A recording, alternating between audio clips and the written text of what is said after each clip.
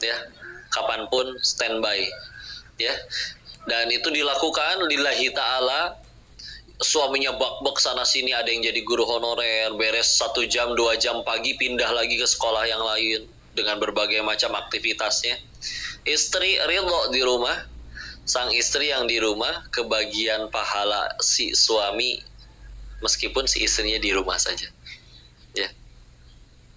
Walaupun di rumah pun juga banyak tugasnya, kita paham, luar biasa wanita itu. Karena wanita itu justru makhluk kadang suka dibecandain ya kan, ras terkuat di muka bumi ya. Hanya mereka yang sennya kiri belok kanan, bahkan truk pun harus ngalah. Ya, Masya Allah. Tapi memang benar kuat bu. Rasa paling sakit yang bisa dialami laki-laki itu patah tulang katanya. Tapi kalau rasa paling sakit yang bisa dialami wanita adalah melahirkan. Tadi ibu bilang apa? Ya Allah, patah. Ini secara fisik bu, bukan secara mental ya. Ya potensi paling sakitnya laki-laki patah tulang, ya. Misalkan tangannya lagi begini, tahu-tahu diinjak beletok gitu ya, sakit. Nah kalau wanita yang lebih sakit dari patah tulang ada melahirkan. Pernah ngobrol sama orang medis, katanya berapa kali lipat sih sakitnya melahirkan dibandingkan patah tulang. Katanya 27 kali lipat lebih sakit. Makanya kalau sebagian orang percaya kalau misalkan rahim itu dititipkannya ke laki-laki, nggak akan kuat laki-laki ngelahirin. Meskipun wanitanya kadangnya jerit-jerit, kadang dengan lisan yang tajam bisa meneteskan air mata ya. Air liur mah ngences. Maaf ini tempat makan soalnya ya. Jadi auranya tuh kan ada makanan ya, Masya Allah. Jadi kuat wanita itu, Masya Allah. Dan tadi ya, kalau sudah dari ibu yang kuat, bismillah anaknya pada jadi ya. Karena kan madrasatul ulanya ya, madrasah pertama. Jadi kita lihat dulu sebelum masuk nanti. Kalau ada cukup waktunya, mudah-mudahan nyerempet ke parenting juga biar anaknya mudah-mudahan soleh soleha. Ada 4 wanita.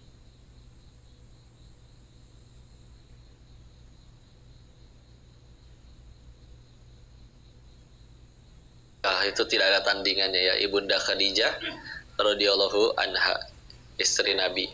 Yang kedua, putrinya Fatimah Zahra ya. Ini Masya Allah, putri dari Rasulullah Sallallahu Alaihi Wasallam. Yang ketiga,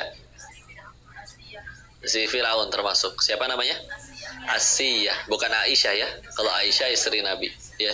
Ini Asiyah, Asiyah binti Muzahim ya. Lalu ya Asiyah ya. Lalu yang terakhir ya ibundanya Nabi Isa, Maryam. Kita coba lihat ya, bagaimana ceritanya mereka bisa menjadi wanita-wanita paling mulia di surganya Allah. Secara 4 kisah tadi aja, 4 tokoh tadi aja kita tahu hidup mereka kira-kira enak-enakan Bu, atau malah sulit tuh. Sulit ya, sulit tuh. Kita coba pelan-pelan dari siapa misalkan. Ibunda Fatimah Zahra ya. Beliau putri dari manusia paling mulia di muka bumi. Punten ya Bu, jangankan anak presiden, anak gubernur, anak wali kota, kadang anak lurah juga bisa tengil Bu kayaknya Bu ya. Bisa petantang petenteng dan lain-lain. Nggak usah gitulah, kadang bukan anak petingginya, cuman kenal sama salah satu petugasnya tapi bisa petantang petenteng ya. Dan biasanya menuntut kemudahan di mana-mana. Kemarin ini ada orang butuh, kakaknya hilang, kartu keluarga, dan juga KTP-nya hilang. Terus orang yang dia kenal, kerabatnya, kenal lagi sama petugas di Sdukcapil. Itu aja dapat kemudahan Bu. Dalam waktu kurang dari setengah jam jadi itu KTP dan kakaknya ya. Segitu hanya kenal dengan petugasnya, apalagi kenal dengan petinggi pejabat-pejabatnya. Nah ini anak dari manusia paling mulia di muka bumi. Kayak gimana kehidupannya ketika akhirnya dinikahi pun ya. Ketika akhirnya dinikahi oleh Ali bin Abi Thalib radhiyallahu an, yaitu mas kawinnya baju besi, baju perang dari besi. Mau dipakai kemana itu? Ya, dipakai ke warung nggak mungkin. Ya, baju perang dari besi. Di Quran surat 76, surat Al-Insan, ayat 8, 9, 10-nya, wa yut'imuna ta'a wa ala miskinan wa hubbi wa asiran, ya. Di situ diceritakan ada waktu mereka itu asbabun nuzulnya ya. Ini Allah menceritakan mereka pernah berpuasa 3 hari ketika putra mereka sakit, lalu bernazar ketika kalau sembuh pengen puasa 3 hari. Lalu setiap kali pengen buka puasa didatangi oleh orang yang miskin, orang yang dalam perjalanan, ya, tawanan perang, minta makanan, batal buka puasa 3 hari berturut-turut, ya, karena mengharapkan, ketakut kalau misalkan nanti pulang ke hadapan Allah tidak mengharapkan wajahnya Allah, ya. Jadi miskinnya tuh sampai segitunya, Bu, sampai benar-benar kalau misalkan ngasih ke orang nggak ada makanan lagi, karena memang ternyata definisi kaya menurut Nabi itu sederhana, Bu. Dia punya makanan untuknya hari ini dan esok hari, dia orang kaya, ya. Apalagi memang ternyata yang dimaksud kaya itu bukan dalam bentuk nominal, tapi kaya itu di hati, ya. Makanya orang mau secara nominal dia nggak punya uang cash di kantongnya, hatinya kaya, nggak akan mau minta kepada makhluk, nggak akan mau bergantung kepada makhluk, ya. Kalaupun akhirnya dapat bantuan dari makhluk, pasti diawali minta dulu ke Allah, orang lain cuma jadi jalan. Dan hatinya tidak jadi condong ke makhluk, bergantung ke makhluk. Nah, kadang kita tahu ya, ada orang Masya Allah minta tolong itu sampai, tolong Pak, tolong, kalau bukan Bapak yang tolong saya gimana lagi. Masya Allah. Pertanyaannya, kenapa gitu ya nggak ke Allah gitu, ya. Giliran yang udah kita nangis-nangis mohon-mohon dianya masih nggak mau nolong, baru ambil wudhu sujud. Kan izin ya, yang bikin doa kita sejauh ini agak telat dikabulnya mungkin, ya. Kan bisa jadi salah satu penyebabnya adalah ada keraguan dalam hati kita, Allah bisa nolong nggak sih? Ibarat gini ya, di kitab Al-Hikam, Syekh Ibnu Athaillah As-Sakandari rahimahullah juga menuliskan salah satu hal yang membuat istrinya Nabi Ibrahim alaihissalam, Bunda Sarah, kan lebih terlambat dapat keturunannya karena ada perasaan, ya Allah, saya udah secara fisik sudah lansia, ya. Lalu suamiku juga sudah tidak muda lagi, gimana bisa ini punya keturunan? Ada ragu, ya. Padahal manusia tidak diperintahkan menentukan takdir, ikhtiar aja, ya. Nah, kita kok saya berdoa kok, tapi kalau mau jujur doanya bisa jadi terakhir. Ada masalah, yang pertama diambil handphone, telepon si itu dulu, hubungin siapanya dulu. Begitu mereka semua nggak bisa bantu, baru kan. Kayak izin contoh ya, ibu sakit kepala, sembuhnya karena paramek atau karena Allah? Allah, ya. Mau ditelan 1 kardus pun itu, Bu, nggak sembuh. Kadang akhirnya ketika akhirnya udah sembuh, yang dipuji kadang obatnya, ini obat emang dahsyat. Enggak, itu kudu dirapikan juga. Sama kayak misalkan, kok jangan foto bertiga, nanti yang tengah mati duluan. Enggak, yang moto ge bakal mati demi Allah, ya. Yang nggak ikut di foto di rumah juga bakal mati, ya. Tenang aja ya. Keluar rumah, ada mitos kayak gini ya, keluar rumah kejatuhan cicak, nanti katanya bakal sial. Pernah dengar? Enggak, tenang aja. Kejatuhan cicak 4 RW pun nggak akan sial. Sial tuh 1, bikin dosa nggak tobat tuh dikejar-kejar sama Allah pasti, ya.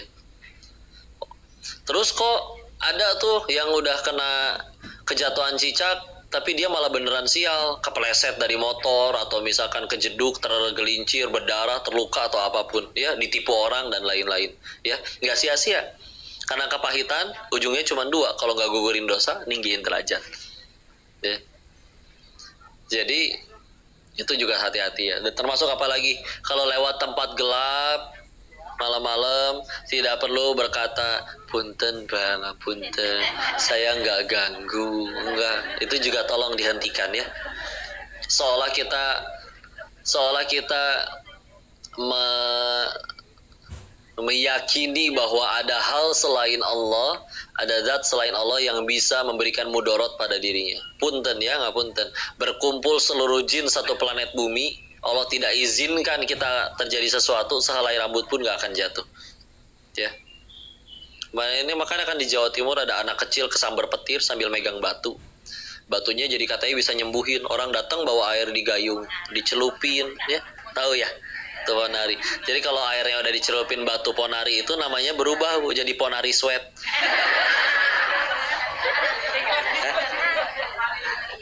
Oh, udah ganti. Oh.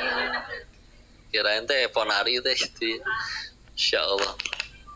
Ya udah ya, ketidaktahuan ya. Ini akidah penting. Karena ini paling gampang, Bu.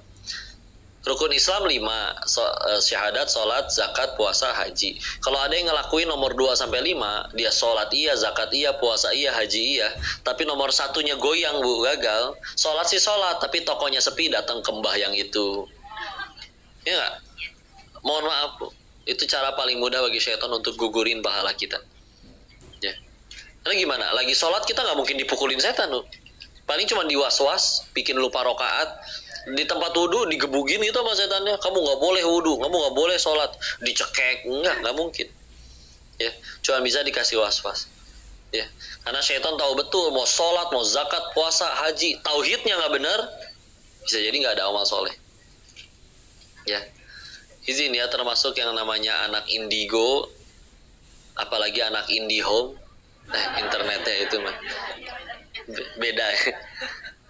Itu bukan kelebihan, itu diganggu oleh bangsa jin, atau bahkan dia mungkin nggak tahu diganggu bangsa jin, ya. Tapi dengan satu tujuan apa? Ngeganggu ketauhidannya. Misalkan nih, dia ngeramalnya selalu bener. Apa terjadinya? Efek samping orang sekitarnya. Akhirnya orang kalau misalkan ada sesuatu nggak minta ke Allah, nanya ke dia. Rusak nggak tauhidnya? Sholat loh dia padahal. Baca zodiak, baca apa, ya. Kamu apa? Aku Sagittarius. Sagittarius hari ini katanya bakal nemu duit loh. Enggak, ya. Nemu duit dipakai maksiat juga jadi musibah, ya. Tenang aja. Nah, ini ada kisah sebelum melanjut ke kisah yang tadi ya. Ada sekeluarga ngaji, ada guru kami ngajar di situ, pengajian keluarga. Ada satu pemuda yang selalu rajin ikut sampai suatu ketika nggak pernah ikut lagi. Ditanyakan ke orang tuanya, si pemuda itu kemana ya? Kan dulu rajin ikut. Kok sekarang nggak ada? Apa pindah ke luar kota? Kuliah di luar kota, ngekos? Oh enggak, ada di kamar. Loh kok nggak ikut sih? Ngapain di kamar sendirian? Shh, lagi kesurupan arwah si kakek. Percaya nggak, Bu? Jangan ya. Ditanya dong, tahu dari mana itu arwah si kakek? Karena ditanya apapun tentang si kakek dan keluarga ini, dia tahu. Ya? Iya. Kan, loh kan ini cucunya, kakeknya udah meninggal. Ya, kakeknya udah meninggal. Terus katanya kesurupan, orang sudah meninggal, tuh, tidak ada lagi ceritanya masih bisa gentayangan di dunia. Sudah sibuk di alam selanjutnya. Kalau dia soleh, beramal soleh, istirahat sampai hari kiamat. Kalau tidak beramal soleh, harus jalanin hukuman dulu sampai hari kiamat. Ya, nggak akan sibuk mikirin, handphone saya mana, gitu. Nggak ada. Ya, nggak, Bu, beneran nggak ada. Ya, pernah dapat ini Dita, katanya nanti kalau setiap malam Jumat nanti orangnya datang ke rumah-rumah yang udah cek orang yang di rumahnya itu yasinan atau tidak. Izin, guru ahli hadis kami mengecek sanad hadisnya, ternyata hadisnya palsu. Ya. Kalaupun pengen bacakan yasin, bacakan doa, bacain Al-Quran, bagus, teruskan, silahkan. Tapi jangan karena meyakini, nanti dimarahin arwah si kakek, enggak. Jangan karena itu, karena Allah aja udah. Ya, udah karena Allah saja sudah. Maka ketika akhirnya ditanya lagi kan, kalau itu bukan si kakek, kenapa dia tahu segala hal tentang si kakek dan suaranya berubah gitu segala macam. Nah, dijelaskan bahwa manusia itu dari lahir sampai meninggalnya tidak hanya didampingi malaikat pencatat amal, tapi ada dari golongan bangsa jin juga, disebutnya qarin, ya. Qarin. Nah, qarin ini kalau dalam bahasa Arab itu artinya sahabat. Nah, sahabat dalam bahasa Arab itu ada 14 istilah. Kalau qoribnya sendiri artinya dekat. Kalau qorin artinya sahabat. Ya. Banyak kan, ada sodiq, ada kayak di Indonesia juga banyak lah. Ada teman, sahabat, apalagi bestie. Besti emang udah bahasa resmi Indonesia ya. Besti. Kalau orang Mandarin itu orang pakai orang Hokkien, Hopeng disebut. Hopeng, Hopeng itu artinya teman juga, teman dekat. Karena dalam bahasa Mandarinnya Haopeng, Haopeng yo, teman yang baik ya, istilahnya. Bahasa Cina, nggih. Ya. Jadi, nah tapi itu dibedakan berdasarkan tingkat kedekatannya. Nah, Qorin adalah tingkatan yang paling dekat. Karena contoh, sedekat-dekatnya manusia dengan manusia, suami istri misal, tetap aja tidak 24 jam bersama kan? Gak mungkin lagi di toilet pun ditemenin, ayo semangat sayang, dikit lagi keluar. GGI ya. Gila nih. Ya. Gelehnya cek orang Sunda. Maka tetap aja nggak kan ditinggal. Tapi kalau Qorin, dari lahir sampai meninggal ikut ya. Jadi tahu segala hal tentang si manusia tersebut. Nah, tapi wa ma khalaqatul jinna wal insa illa liya'budun. Allah kan cipta ini ternyata tidak hanya manusia. Ada juga jin, walaupun ia diciptakan untuk beribadah, sama kayak manusia, ada juga yang tidak beribadah. Jin juga ada juga yang tidak beribadah. Kalau dia nggak beribadah, tidak beriman kepada Allah, orang yang ditempel ini udah meninggal, mungkin gabut, ya. Jadi ya sudah, ngeganggu orang-orang sekitarnya. Tujuannya apa tadi? Tauhidnya rusak tuh.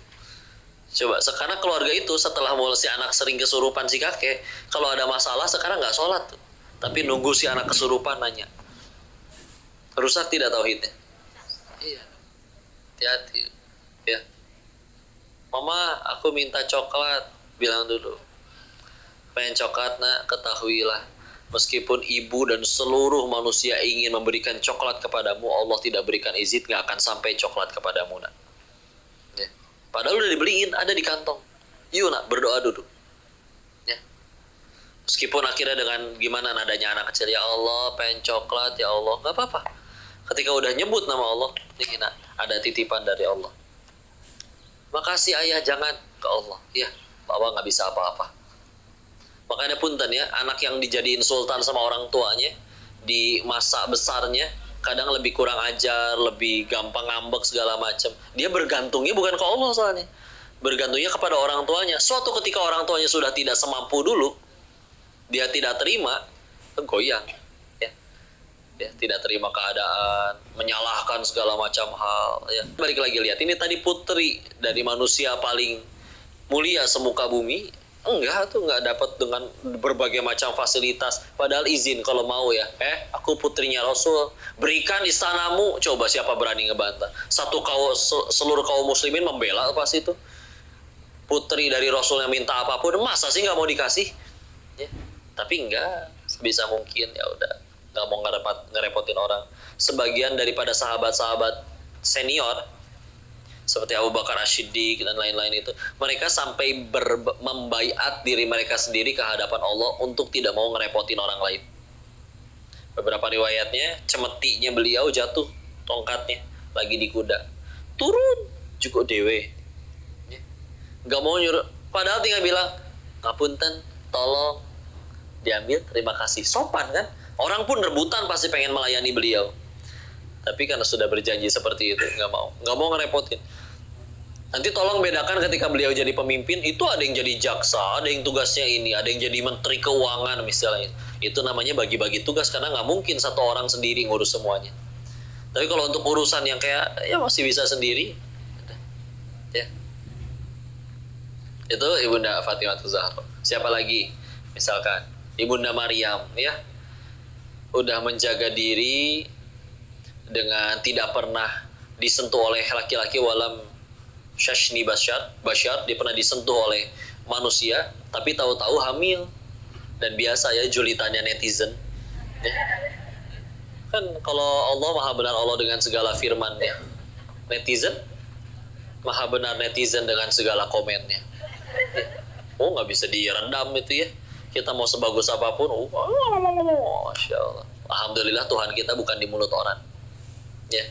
Surga kita tidak ditentukan mulut orang ya, tapi diomongin namanya wanita perasa, ya Allah, ya ukhta Harun di surat Maryam, wahai saudaranya Harun, saudaramu begini, keluargamu begini, kenapa kamu tiba-tiba begini? Oh, nyakitin, udah ngerembet ke orang-orang yang disayangi.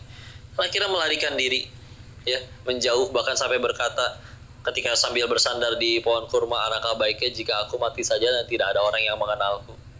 Ya, sampai nggak apa-apa, perasa wanita, apalagi lagi hormonnya nggak hormonnya lagi nggak normal, namanya ibu hamil, ya. Terus tetap beliau menjadi manusia paling mulia surganya Allah, udah, karena memang kepahitan yang beliau alami juga luar biasa, ya. Dan salah satu pelajaran tentang tawakal yang paling luar biasa diceritakan di kisahnya Ibunda Maryam. Ketika melarikan diri itu kan bersandar di pohon kurma, ya. Udah gitu diminta wahuzzi, goyangkan pohon kurma itu, nanti Allah turunkan rutoban janiya, ya, kurma yang masak datang kepadamu. Tapi ibu pernah lihat pohon kurma tidak? Kurma yang besar, yang pohonnya yang sudah berbuah, ya. Kira-kira digoyang-goyangin pohonnya jatuh nggak kurmanya? Enggak. Emang bahkan pernah diuji oleh laki-laki bugar dengan tenaga besar, goyang-goyangin pohonnya nggak jatuh buahnya. Memang cara ngambilnya harus naik ke atas, dipetik, diambil, dipotong, ya. Digoyangin nggak bisa. Ini lagi menahan sakit karena melahirkan, lagi mules-mulesnya, bersandar di pohon kurma, kata Allah, wahuzzi, goyangkan nanti jatuh. Ini waktu ngaji tafsir sama guru kami Ustadz Budi Ashari, disebutkan ini ayat bab tentang tawakal. Kenapa? Karena memang Allah tuh nggak nyuruh kita nentuin takdir. Allah cuma nyuruh kamu gerak, hasil gimana Allah. Masuk akal nggak ibu-ibu mules, lagi hamil, lagi mules-mulesnya, goyangin pohon korma, emang tenaganya segede apa? Bisa jatuh lu itu korma. Allah nggak pernah nyuruh kita nentuin hasil. Allah nyuruh kita ikhtiar. Tapi kan kadang kita nggak mau ikhtiar ketika kita pikir nggak akan masuk akal. Kayaknya nggak masuk akal. Enggak. Akhirnya kita jadi nggak gerak sama sekali. Dan kalau Allah sudah mau, nggak ada yang mustahil. Ya. Innama amruhu idza arada syai'an ayyakula lahu kun fayakun. Surat apa? Yasin, ayat terakhir mah fasubhanalladzi biadihi malakutu kulli syai'in wa ilaihi turja'un. Satu ayat sebelum itu, ya. Ayat 82. Ya. Itu Ibunda Maryam. Lanjut. Ibunda Asiyah. Nah, istrinya Firaun. Oh. Salah satu fakta, umatnya Rasulullah itu banyak bonusnya, Bu. Banyak bonus pahala. Contoh, ada malam Lailatul Qadar, malamnya 1 hari, tapi khairu min alfi syahr, lebih baik dari 1000 bulan. Nanti kita ketemu puasa Arafah, Bu, 9 Zulhijjah. Di situ kalau kita puasa Arafah 9 Zulhijjah, ganjarannya 2 tahun. Puasanya sehari, ganjarannya 2 tahun, dihapuskan dosa setahun ke depan, setahun ke belakang. Puasa Muharram 10, puasa Asyura 10 Muharram, ya, sama ganjarannya setahun. Atau puasa Syawal, barang siapa puasa Ramadan 30 hari ditambah 6 hari Syawal, dianggap setahun berpuasa. Banyak bonusnya tidak? Di zamannya Nabi Musa tidak diceritakan seperti itu. Umur lebih panjang, bonus lebih sedikit. Tapi bagaimana ceritanya? Ini wanita dari zamannya Nabi Musa alaihissalam bisa menyusul 3 wanita yang lainnya, yang 2 bahkan dari zaman Rasul. Bahkan wanita-wanita lain dari zaman Rasulullah, Ibunda Aisyah, Ummus Salamah, Sumayyah yang pertama kali syahid di jalan Allah, wanita yang pertama kali syahid di jalan Allah, tidak termasuk dari 4 yang tertinggi itu. Ya, gimana ceritanya ini nyusul? Karena kalau dibilang soleha pasti soleha, ya, tapi beliau punya pahala sabar yang luar biasa. Kenapa? Karena kata Allah, Quran surat 39 Az-Zumar di ayat 10-nya. Surat berapa? Az-Zumar surat 39 ayat 10. Innama yuwaffas sabiruna ajruhum bighairi hisab. Sesungguhnya hanya orang-orang yang bersabarlah yang ganjaran pahalanya tanpa batas. Kalau ditanya amal soleh yang pahalanya tanpa batas, sholat pahalanya gede, tapi ada takarannya. Kalau saat ini segini, ya. Sedekah iya 700 kali lipat minimal. ya, di Al-Baqarah 261. Ya, semua ada. Tapi kalau sabar tanpa batas, beliau sabarnya bukan sabar main-main. Sabarnya sabar ngadepin seburuk-buruknya makhluk. Ya, nah, kalau ada yang berkata, kok suami saya lebih parah dari Firaun? Bohong, ngapusi, ya. Karena kalau suaminya lebih parah dari Firaun, nama suami ibu yang ditulis di Al-Quran. Ya. Iya toh, karena udah nggak ada yang lebih parah dari Firaun, Firaun yang ditulis. Ya. Dan itu sabar ngadepinnya, oh, punten ya, ngapunten. Bisa, bahkan ada yang berpendapat bahwa ya Ibunda Asiyah bisa nyampe ke surganya Allah setinggi itu ya gara-gara Firaun, gara-gara sabar ngadepin Firaun. Kalau mungkin suaminya sudah soleh dari sananya, ya insya Allah ke surga juga, tapi mungkin derajat pahalanya berbeda, ya. Karena yang diselingkuhin di luar sana juga bisa jadi yang diselingkuhi ini nanti surganya lebih dekat ke surganya Allah daripada yang tidak diselingkuhi. Meskipun jangan ngarep-ngarep mas selingkuhi, jangan ya, jangan gitu juga, ya. Ini masya Allah, ya. Soleha iya jelas. Kalau bicara oh wanita soleha mah, mohon maaf akhirnya pisah dengan Firaun juga pasti ada yang mau, ya. Ini masalahnya ini sabar yang hadapin. Masalahnya yang dihadapinnya bukan sekedar ambil gunting tidak ditaruh lagi di tempatnya, ambil baju tidak diangkat atasnya dulu, naruh anduk di ranjang, buka laci tidak ditutup lagi. Masalahnya bukan kayak gitu. Ini ngaku-ngaku jadi Tuhan. Faqala ana rabbukumul a'la, katanya di An-Nazi'at ayat 24. Aku Tuhanmu yang paling tinggi, ya. Ngaku-ngaku seperti itu Firaunnya, ya. Tapi sabar ngadepinnya jadi, ya. Karena sabar itu bisa jadi ada dosa kita yang belum bisa kehapus. Kenapa? Amalan kita bisa jadi segitu-gitunya. Sholatnya lupa rokaat terus, istighfar mungkin jarang, sedekah apalagi, misal ya. Tapi kadang cita-cita nggak nanggung. Aku mah surganya pengen tetanggaan sama Nabi. Mungkin malaikat juga geleng-geleng, amalanmu apa? Ya. Tapi Allah pengen tolong, pengen kabulin. Monggo. Ya. Meskipun ibadah kurang, gimana berarti tapi caranya? Tahu-tahu ada yang mencaci, tahu-tahu ada masalah di kantor, tahu-tahu ada yang ngomongannya nyakitin. Apa dikira Allah sia-sia itu? Enggak. Lihat para wanita-wanita tadi. Emang dapat surganya dengan cara tinggal santai di ranjang empuk, AC, nonton Netflix gitu? Enggak ada yang santai itu. Semuanya pahit. Tapi pahit di dunia tidak artinya kalau ganjarannya surganya Allah, ya. Insyaallah. Kak, dari Ibunda Asia juga kita belajar seperti itu, ya. Tidak akan ada yang disia-siakan. Terakhir, siapa tadi? Wah, ini paling luar biasa ini, Bu, masya Allah. Kalau saya sendiri paling kagumnya sama beliau, ya, kayaknya makannya yang mendampingi Rasul kan, dari awal, masya Allah, sampai akhirnya setelah beliau wafat pun nama beliau disebut-sebut di hadapan istrinya yang lain, ya, masya Allah. Maka seperti apa emang kok beberapa kebaikannya?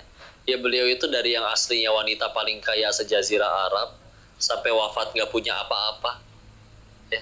Tapi tetap nggak pernah meninggikan suaranya lebih tinggi dari suami. Kalau skala suara itu 1 sampai 10, lalu Rasulnya dengan nadanya misalkan 6 volumenya, maka beliau nggak mungkin di atas 6, 5, 4. Ya. Tuh, Bu. Sama ya. Masya Allah. Kuadrat tapi. Suaminya nggak pulang, nyari lebih dari berhari-hari, beberapa minggu, ya. Ya. Kalau zaman sekarang mungkin pulang, nggak usah pulang aja sekalian. Kamu nggak dengar token udah bunyi-bunyi itu, ya, marahin, ya. Pikir anakku butuh susu dan lain-lain, ya. Tambak kan. Ini suaminya tiba-tiba pulang, malah ketakutan, zamiluni, dimarahin enggak, ya. Karena sadar. Bu tahu nggak, Bu, ayat yang sering dibaca di pernikahan, Ar-Rum ayat 21, wa min ayatihi an khalaqalakum min anfusikum azwaja litaskunu ilaiha wa ja'ala bainakum mawaddatan wa rahmah inna fi dzalika laayatin liqaumin yatafakkarun. Ada kata litaskunu ilaiha. Kata litaskunu tuh, orang Allah menurunkan ketenangan. Litaskunu itu di Al-Quran di Quran diulang 4 kali. Berapa? 4 kali. Yang satu memang merujuk kepada istri. Yang satu. Yang 3 merujuk kepada apa coba? Litaskunu kepada malam. Malam. Kan di guru kami Ustaz Budi Asari pernah menuliskan tulisan tentang parenting tuh, istri setenang malam. Ya. Dan emang malam itu kan menenangkan ya, enak ada. Dan tidur di malam hari sama tidur siang hari, meskipun ada orang kerjanya misalkan malam ya, dia punya waktu untuk tidur lebih lama di siang hari, bisa jadi bangun-bangun tidak lebih bugar daripada yang tidur di malam hari. Ya. Hutang kurang tidur 1 malam tidak bisa dibayar dengan tidur 2 hari, 2 siang. Malam tuh menenangkan kan, enak. Waktu berduaan dengan Allah kalau pengen tahajud, Masya Allah. Waktu malam itu luar biasa. Nah, ternyata kan kayak hal seperti itu, bahwa emang menunjukkan emang istri, kata guru kami disebutkan, memang seharusnya setenang malam. Kalau misalkan istrinya boro-boro tenang ya, bikin panik, nyampe rumah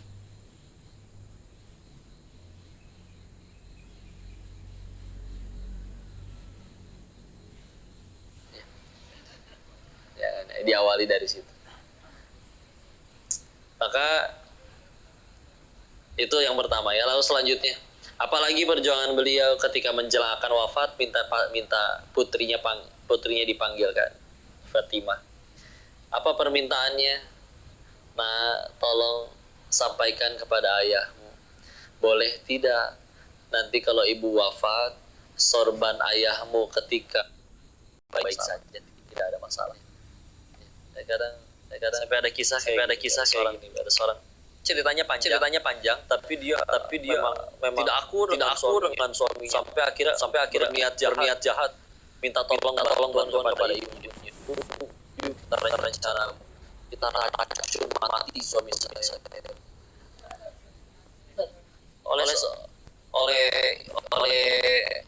Oleh ibunya dikasih sarannya kayak begini. Bahasanya kayak gini. Iya, ibu akan bantu, tapi jangan sekarang. Karena kalau orang udah taunya kalian sering bertengkar, suami kamu mati, kamu pasti bisa dipenjara. Kamu bisa sosok ngasih saran. Udah gitu. Terus gimana, Mah? Silakan. Setiap kali suami pulang terima dengan senyuman. Tidak pernah menuntung, enggak minta diambilkan air, ambil pijitin, teman, berikan pelayanan terbaik dan segala macam. Nanti ketika sudah itu semua jalan, nanti baru diracun. Ketika akan jadi kamu tidak akan dicurigai, kan orang taunya kalian itu kamu akan dianggap oleh orang kamu yang paling sayang kepada diri. Oh gitu ya Bu. Iya. Oh gitu ya Bu. Iya. Ya udah dilakuin terus. Saya ngabisin waktu berdua, mana-mana berdua. Setelah akhirnya di jalan di akhir bulan sesuai waktu, akhirnya si anak yang menyampaikan kepada si ibunya udah pegang racun. Ya. Disampaikan bahwa Ibu, aku tidak jadi melaksanakan rencana kita yang itu. Karena semenjak dia telah melakukan itu, sekarang suamiku lebih perhatian, ngomongnya lebih lembut, lebih benar-benar mendahulukan aku dibanding apapun. Dia lebih santun, berucapnya juga lembut. Dan aku sekarang mencintai dia apa adanya, Masya Allah. Punten ya. Kadang kan kita lebih meminta orang tuh mesti baik dulu ke kita, baru kita mau jadi baik. Ya. Enggak, sekarang mulai dibalik. Udah baik aja duluan. Ibarat kayak gini lah, jangan nunggu kaya baru sedekah. Sedekah dulu, nanti Allah jadikan kaya. Ya. Ibu yang punya anak perempuan, jangan tunggu ada imam yang soleh dulu baru jadi soleha. Jadilah soleha dulu, nanti Allah kirimkan yang soleh. Udah duluan, monggo. Ketika akhirnya berubah, ya walaupun di luar sana ada ya laki-laki yang meskipun istrinya kayak gimana tetap baik, ada. Tapi kan kadang ya anak kayak orang kayak gitu juga kan gara-gara kitanya. Kenapa sih orang pada nggak suka sama aku? Kalau setelah dilihat lagi ternyata emang mukanya ngambek melulu ya, jadi orang tuh nggak nyaman. Ya. Udah. Tapi aku juga udah berbuat baik, tapi tidak dihargai. Sampai kadang suka dapat manfaat, dapat nasihat. Jangan terlalu baik jadi orang nanti dimanfaatin. Sepakat tidak? Tidak, enggak. Kenapa? Karena kita berbuat baik, Allah suka udah. Bukan supaya dipuji makhluk, bukan supaya disukai makhluk. Kalau udah berbuat baik dijahatin, ruginya belah mana? Apa artinya dipuji makhluk? Satu dunia cinta, tapi Allah benci, gak ada artinya. Tapi kan sakit hati, dia udah tolong, kita udah tolong, dia malah jahat. Berbuat baik dari Allah bukan supaya dia suka, tapi biar Allah suka. Tapi dia zolim, ya dia yang zolim kan dia yang dosa berarti. Masa dia yang zolim saya yang dihukum sama Allah? Kan dia zolim berarti dia lagi transfer pahala. Pahala dia habis, dosa kita diangkut dia. Tapi kelakuannya benceno. Jadi Surabaya itu Pak ya, bikin kita kesel. Ya alhamdulillah meninggal nggak ditanya kelakuan dia, ditanya kelakuan masing-masing. Nggak ada ruginya, udah aja. Itu ya, insya Allah. Karena izin sekali untuk kadang suka ditanya, kok setaat apa sih harusnya istri kepada suami? Waktu ditanyakan ke guru kami, Ustaz Budi Asari, dijawab, kalau dengar pertanyaan ini kayak saya sedih, ya. Karena emang beliau jawab, ketaatan istri kepada suami itu mutlak. Bahkan beliau nyebutin, suami itu nyaris jadi Tuhan. Kenapa maksudnya? Ingat sabda Nabi, kalau Rasulullah bersabda yang maknanya, kalau aku tidak dilarang menyuruh manusia menyembah manusia lainnya, aku akan perintahkan istri sujud kepada suaminya. Nyaris jadi Tuhan tidak?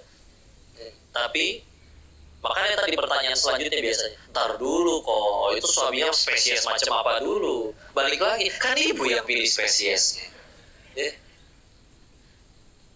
Tapi jangan dikira, bahkan di hadis riwayat Ibnu Majah, saya dengarnya ini dari kajian Ustaz Umar Mita, kalau sekujur tubuh suami penuh luka, penuh nanah, bahkan jika si istri membersihkan, dijilati sekujur tubuhnya sampai bersih, itu belum cukup untuk membalas ketaatan kepada suami. Segitunya istri kepada suami, iya benar. Karena ada tanggung jawab besar juga untuk suaminya. Ya, sampai bahasanya dibilang begini, walaupun setiap orang menanggung dosanya masing-masing ya, tapi kalau misalkan sebagai suami dia tidak menasehati, menjaga, membimbing, ya, bersikap dayuts, membiarkan istrinya berbuat maksiat, mau suaminya setaat apa ikut, nanti dimintai pertanggungjawaban atas dosa istrinya. Ya, karena diamanahi tapi tidak dibimbing dengan baik. Istri misalkan seperti Asia, nasihatin mah pasti udah ke Firaun. Ya, istrinya sudah taat itu, suaminya tidak taat. Mau suaminya sehancur kayak gimana, bismillah, insya Allah istrinya aman. Dan di alam setelah kematian itu, satu-satunya yang paling kita harapkan, salah satunya bisa jadi adalah pengen ada orang yang ikut menanggung dosa kita. Kalian para istri, suami kalian harus ikut bertanggung jawab. Kecuali kalau istrinya sudah seperti kayak Nabi Nuh, Nabi Lut, kan ngingetin udah, tapi mereka yang masih bandel, ya mereka selamat. Tapi kalau yang benar-benar ya sejauh ini cuma nafkahin aja, tiap bulan ngasih duit, gak pernah komunikasi dengan segala macam, seolah selesai semuanya dengan duit, dia jadi masalah. Ya, di Al-Quran itu percakapan antara orang tua dengan anak itu ada 17 kali. 17 kali. Yang satu adalah percakapan ayah, ibu dengan anaknya, 3 pihak. Yang dua adalah percakapan ibunya dengan anaknya saja. Yang sisa 14 adalah percakapan suami, ayah ya dengan anaknya. Kadang-kadang kalau misalnya ada suami yang cuma tiap bulan ngasih doang, ternyata Allah dan Quran pengennya yang lebih banyak komunikasi dengan anak ayahnya kok. Walaupun nanti ada satu sisi di mana ibu tidak tergantikan, ada satu sisi ayah tidak tergantikan, ya semua punya peran masing-masing. Tapi gitu dulu lah,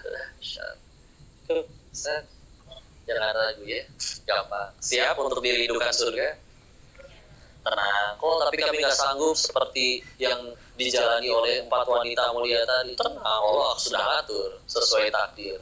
Allah tahunya kita kuatnya cuman diuji dengan masalah, ada masalah di kantor, ya udah masalah di kantor doang, anaknya pada baik, suaminya pada baik, nggak akan melebihi kemampuan hamba aja. Allah a'lam bishawab. Assalamualaikum warahmatullahi wabarakatuh.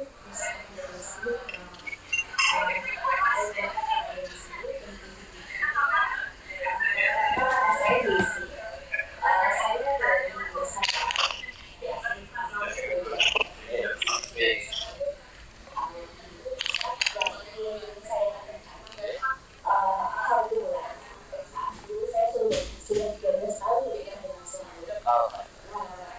itu yang ngomongin saya itu memang kan saya juga ibu belajar juga dan juga kasih kebebasan oleh suami untuk kayak aktualisasi diri di sekolah. Saya juga ini sebenarnya ketika saya juga banyak selama saya suami saya selalu dikasih kesempatan itu sekali lagi ya ada manfaat lah sebagai saya sebagai istri juga, ibu rumah tangga juga, sebagai ibu berkerja juga. Tapi kita jangan itu itu ada ujian-ujian kehidupan kami. Salah satu contohnya ketika saya tinggal di sini, mungkin ada ketika saya bekerja itu ada yang oh ya di situ ada tidak. Memang ada kasih hubungan dari itu tidak mungkin juga walaupun sebenarnya saya juga sudah tinggal pindah di tempat lain sebelum di Jogja. Nah itu saya gimana ya Ustaz ya supaya tetap sebagai istri juga yang bisa aktualisasi diri juga bisa tetap menjadikan pikiran saya untuk tetap tahap. Kadang-kadang ketika misalnya ada ujian di kantor itu saya harus tugasnya katakanlah berdua, padahal tugasnya harus cepat pulang. Karena nanti kalau suami sudah pulang, saya belum mulai, nanti ada tugas saya gitu. Kadang-kadang saya pun doa, tapi kadang bagaimana laki-laki itu kan dipenuhi dengan perasaan juga ya. Dipenuhi ada suara gimana gitu. Kadang bisa sabi tinggalnya, tapi juga bisa apa ya, istilahnya bisa gak enak juga. Jadi kan itu akan pengaruh juga ya ke apa namanya ke tak sama suami gitu.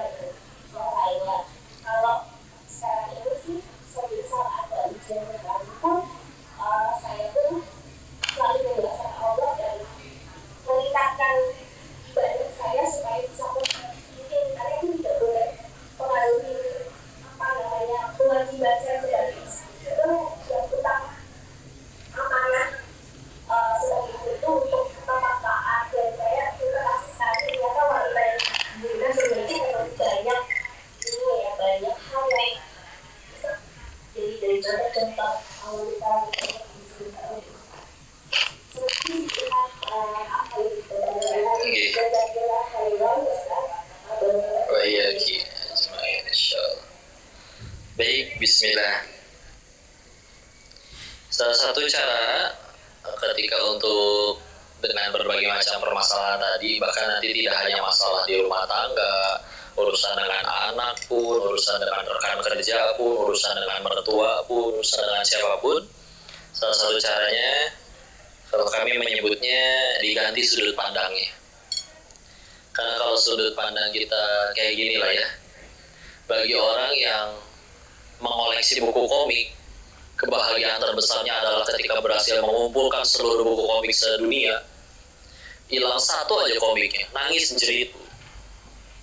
Tapi bagi orang yang gak koleksi buku komik, bagi dia bahagianya adalah misalkan ketika bisa diridhoi Allah gitu ya. Mau hilang buku komik satu lemari juga biasa aja.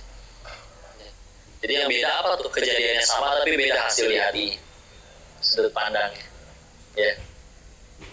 Jadi untuk menguatkan ini salah satu caranya adalah menguatkan diri, mengingatkan bahwa kalau misalkan masih yang diingat adalah selalu tentang hak dan kewajiban, ini hakku dan itu kewajibanmu ya. Dan harusnya dunia itu tidak seperti ini dan sebagaimana macamnya ya. Oh, masih akan selalu akan ada berat namanya.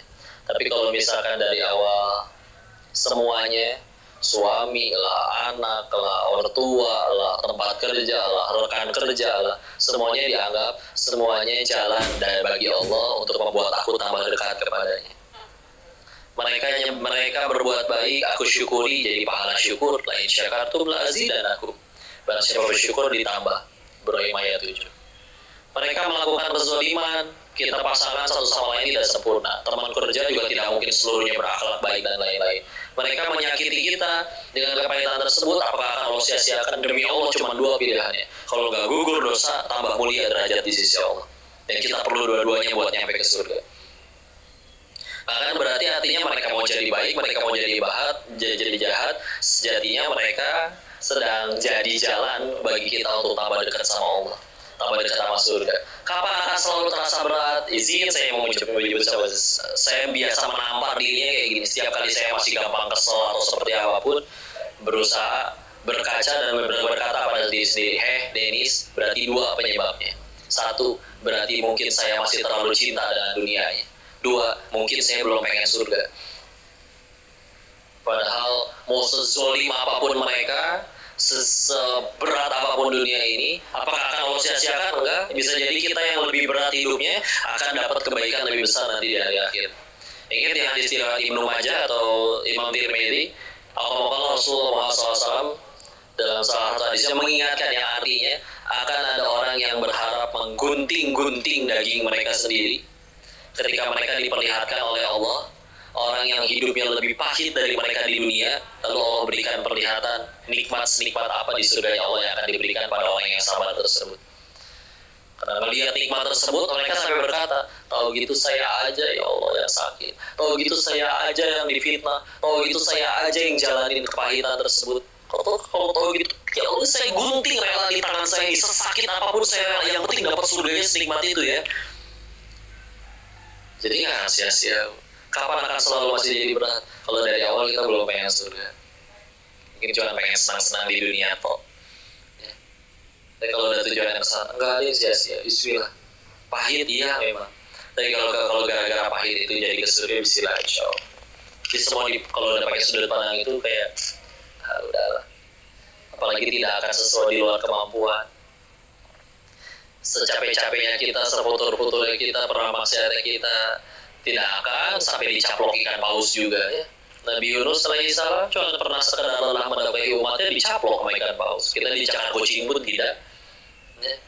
Dengan segala macam ya, sesuai ada pokoknya la yukallifullahu nafsan illa usaha. Allah akan membebani manusia sesuai kemampuan, tidak akan di luar kemampuannya ya.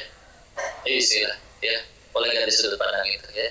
Ke orang tua, Masya Allah. Nah, 1+1 itu 5 loh. Iya bu, betul. Udah. Selagi perintahnya nggak nyuruh nyembah selain Allah, selagi perintahnya nggak nyuruh kita melanggar syariat, sekedar perkara gitu udah senengin. Capek gimana segala macam, tenang. Bahkan Nabi sampai menyebutkan di hadis yang lain, sungguh hina, sungguh hina, sungguh hina. Siapa wahai Rasulullah? Orang yang mendapati orang yang mendapati seorang anak yang mendapati orang tuanya berada dalam kepengurusannya, lalu anak ini gagal ke surga. Saking mulianya itu amalan birrul walidain. Terus misalkan dari 4 anak, si ibu milih di anak yang ketiga. Anak ketiga ini gagal ke surga, kata Nabi, hina itu manusia. Karena itu amalan udah surga banget, kok masih gagal ke surga? Iya, memang lebih repot, harus nyebokin, harus ngasuh, harus nyuapin, segala macam. Dikira Allah sia-siakan, luar biasa amalnya. Kayak istilah, kalau udah pakai sudut pandang itu, nggak ada yang rugi. Dibilang rugi juga paling yang tersakiti cuma hawa nafsu kita lah. Ya Allah, yang di drama sama mereka begitu romantis, suaminya datang dengan kuda putih, menggigit setangkai mawar. Coba naik kuda putih panas-panasan di lampu merah di Jogja. Gue geheng lu, ya, gosong, ya, boro-boro ganteng dan glowing ya. Nggak sia-sia. Tapi baru jadi kebaikan tadi. Ya. Apa awalnya, makanya gini lah ya. Kita punya keinginan tidak? Ya. Allah punya keinginan juga tidak? Punya. Dari lahir sampai detik ini jawab jujur, kita lebih banyak kejar keinginan Allah atau keinginan diri sendiri? Terus selama ini udah kejar keinginan diri itu, bahkan dia udah tercapai, pengen kaya beneran kaya, pengen viral beneran viral. Apakah setelah tercapai langsung jadi manusia yang bahagia seutuhnya gitu, tanpa pernah sedih sekalipun? Enggak, masih pernah sedih juga. Makanya yuk harus berapa kali patah hati dan kecewa lagi, baru kita sadar bahwa bahagia itu ternyata bukan pada apa yang kita suka, tapi pada apa yang Allah suka. Berat, tenang aja. Petani aja rela panas-panasan di sawah berbulan-bulan hanya demi panen 1 pekan. Berat loh kerja di sawah 4 bulan, panen 1 pekan, rela tuh. Masa kita tidak rela hanya beberapa puluh tahun di dunia, kalau nyampe itu juga umurnya, tapi ganjarannya surga yang abadi. 40 4 bulan demi 1 minggu rela. Misalkan umur 40, 60 tahun demi surga abadi, aneh kalau tidak rela. Tenang aja, bismillah. Ya. Semoga Allah kuatkan ya. Bismillah. Allahu a'lam. Assalamualaikum warahmatullahi wabarakatuh.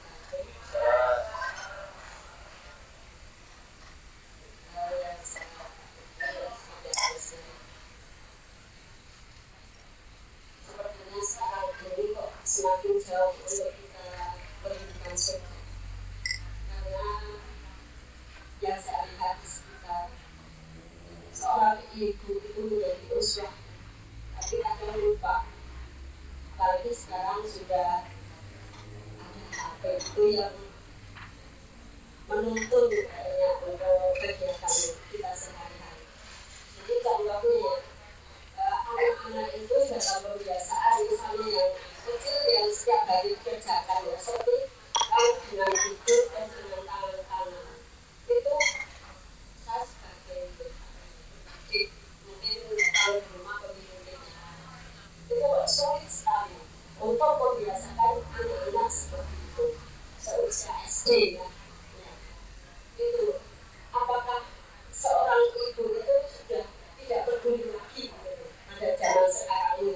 Karena kalau kita lihat memang sekarang itu orang malas untuk membaca nas yang sebenarnya, mengkaji dengan membaca itu kayaknya sudah jarang dilakukan oleh ibu-ibu zaman sekarang. Nah itu terus bagaimana solusinya agar seorang ibu itu tidak lepas dari tanggung jawabnya sebagai pendidik guru, sebagai madrasah itu. Yaitu Ustaz yang bisa tanyakan di pendidikan wanita pada saat ini dalam menilik putra putrinya agar berhasil paling tidak imbang dalam agama Islam. Sekian, Assalamualaikum warahmatullahi wabarakatuh.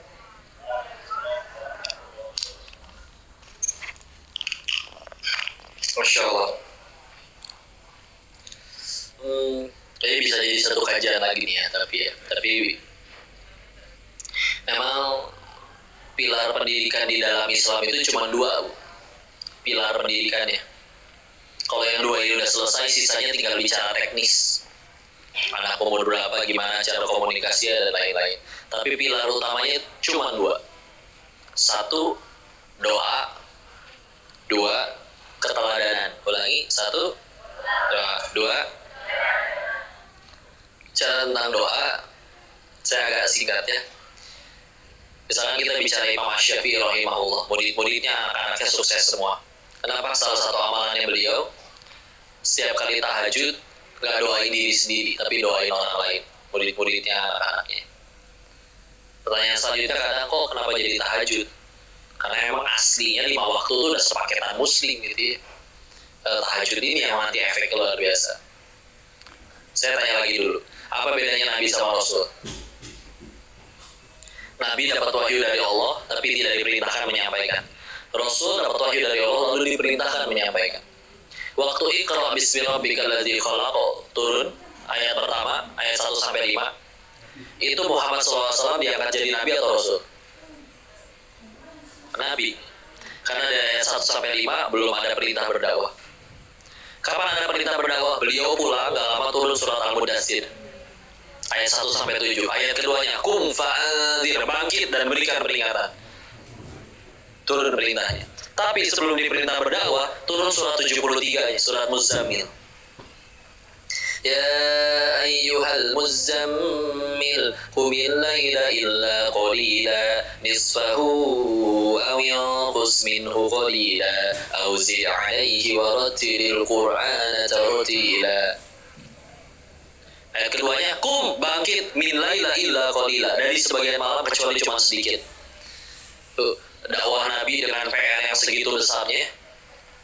Pertama kali dakwah yang percaya cuma 4 orang, istrinya, sahabatnya, sama anak kecil 2 orang. Lalu PR-nya ngajarin tauhid ke satu dunia di tempat paling tidak bertauhid. Banyak patung berhalanya di situ. Senggol bacok ada, perbudakan ada, wanita diperjualbelikan ada, wanita melahirkan bayi perempuan dikubur hidup-hidup ada, semua di situ. Ya, tahu-tahu harus ngajarin tauhid ke satu dunia. pakai apa caranya dakwahnya. Dan ini turun jauh sebelum Isra Mi'raj. Nabi disuruh ngapain tuh di ayat keduanya? Bangun di sebagian malam. Kapan bangunnya? Nisfahu, setengahnya, awin kusminhu qalil, atau kurangi sedikit. Disuruh tahajud, Bu. Enggak. Kata guru kami Kiai Haji Arifin Ilham almarhum, orang dengan tahajudnya Allah akan berikan yang namanya haibah jaladiyah, kayak rasa cinta yang Allah turunkan kepada orang sekelilingnya, dan itu datang dari keagungan Allah, punya aura, punya karisma, sehingga bisa jadi ada dua orang ngomong nih, omongannya plek persis sama, yang satu ahli tahajud, yang satu nggak pernah tahajud, hasilnya di hati pendengar bisa beda. Ya, itu nggak silakan. Teladan. Nabi pernah mukul nggak, Bu? Ternyata pernah kalau sahabat. Sahabat ada yang pernah kena jewer. Mungkin riwayat yang dibuka. Ingat menjelang Nabi akan wafat, bertanya kan, siapa yang pernah aku zolimi? Angkat tangan. Ada yang angkat tangan kan? Aku pernah pukul perutnya. Balas aku sekarang. Waktu aku pukul aku pakai baju. Coba. Nabi lepaskan pakaian atasnya sampai di perutnya kelihatan digajal batu karena menahan lapar. Sahabat yang lain udah gerem. Tapi akhirnya orang itu mukul Nabi atau meluk Nabi? Nabi. Poinnya apa kok? Orang ada yang pernah kena fisik sama Nabi, tapi nggak ada satupun yang ngambek, yang benci, yang dendam. Jadi, kenapa? Karena tadi udah jadi kata contoh. Rabbana hab lana min azwajina wa dzurriyyatina qurrata a'yun waj'alna lil muttaqina imama. Kata imam di situ artinya pemimpin. Tapi kata guru bahasa Arab saya, kata imam itu satu akar kata dengan pola.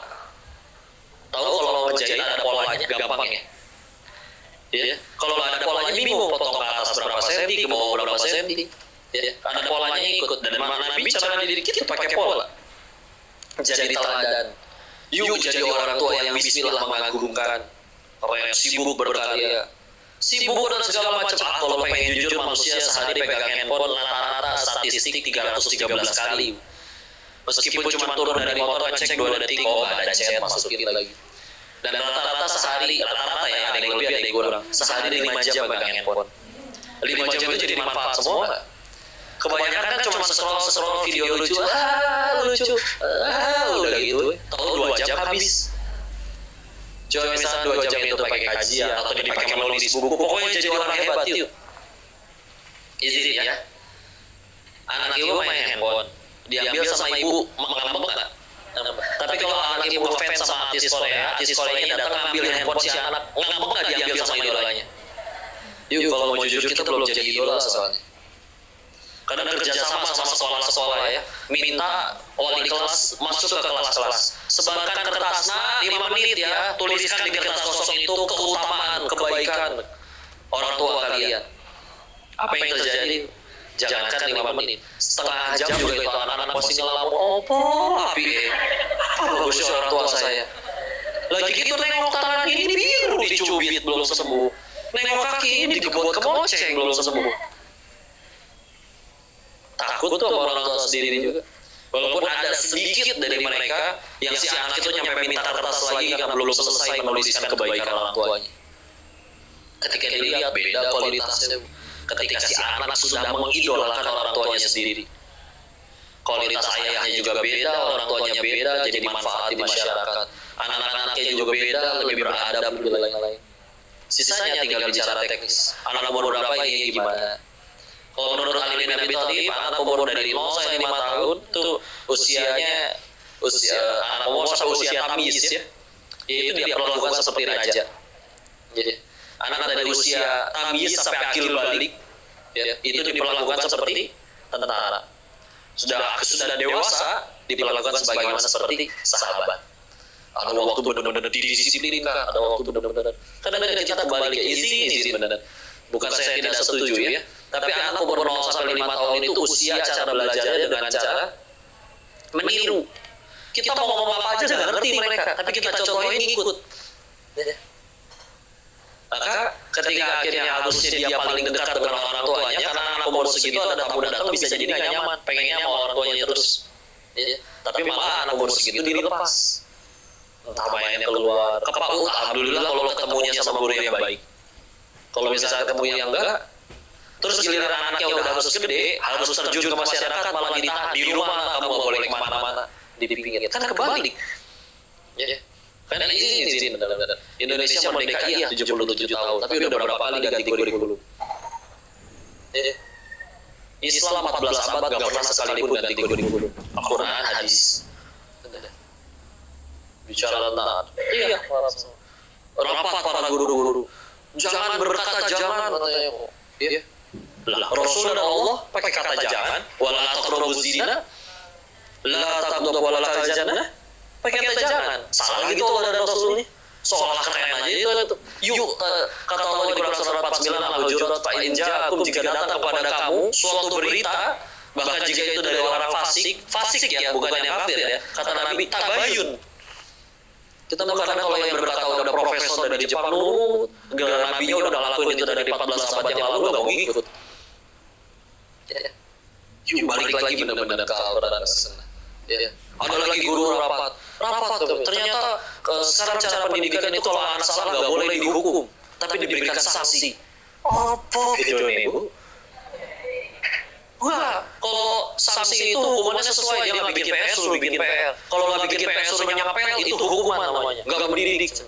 Dijawab oleh guru kami satu di dasar. Ibu rapat tadi berapa jam? 2 jam. Kesimpulannya kayak gitu, patah dengan satu hadis Nabi. Ya. Kalau anak udah umur 7 tahun, perintahkan sholat. Kalau udah 10 tahun, nggak mau sholat, boleh dipukul. Apa hubungannya sholat sama dipukul? Tapi ini cara Nabi. Cara yang digunakan manusia terbaik mencetak orang-orang seperti kokoh seperti Abu Bakar As-Siddiq, Umar bin Khattab, dan lain-lain. Bahkan ditambahkan, gantungkan cambuk di rumah agar anak-anak mengerti adab. Sekejam itu, Nabi, walaupun ada aturan kayak gitu, anaknya nggak pernah mukul. Ingat hadis saya 34. Kalau kita khawatirkan istri berperilaku rusius, 3 caranya. Nasihat yang baik, tinggalkan dari nggak mempan, tinggalkan dari tempat tidurnya. Yang ketiga apa? Boleh dipukul. Saya nggak ngajarin mukul ya. Kenapa? Karena Nabi kepada anak dan istrinya nggak pernah mukul sekalipun. Kenapa? Baru nyampe tahap pertama, nasihat aja udah mempan. Karena mempan, beliau teladan, beliau dicintai, beliau dikagumi. Yuk jadi orang tua yang dikagumi, jadi orang tua yang keren. Ya. Karena kalau misalkan enggak, ya udah, ya ketemu idolanya, dia idolanya sama misalkan ya yang bodoh-bodoh yang bukan Islam yang gimana. Bukan berarti orang yang bukan Islam itu orang yang tidak baik, bukan ya. Tapi terlalu sayang di Islam, terlalu banyak teladan yang luar biasa. Yang luar biasa. Ya, maka kalau nggak hilang nanti bagian itu. Saya si koko jadi marah-marah begini, bukan. Tapi ya begitu loh parenting ya. Misalnya yang digunakan oleh manusia terbaik. Karena meskipun tadi Nabi perintahkan gantiin cambuk, anaknya nggak pernah ada yang dicambukin. Kenapa? Tadi sudah jadi teladan. Izin ya. Kenapa kadang istri suka susah nurut sama suami? Karena istri tahu modalnya suami. Maksudnya apa? Iya, di luar si suami dikagumi, dicium tangannya, dipanggil kiai, diminta fatwanya. Di rumah ya bangun subuh jam 7:30. Kan susah menurutnya. Tahu beda di luar beda, di rumah beda. Ya. Jadi berat. Karena ketika cara ikhlas, salah satu cirinya ada orang, tidak ada orang, sama saja.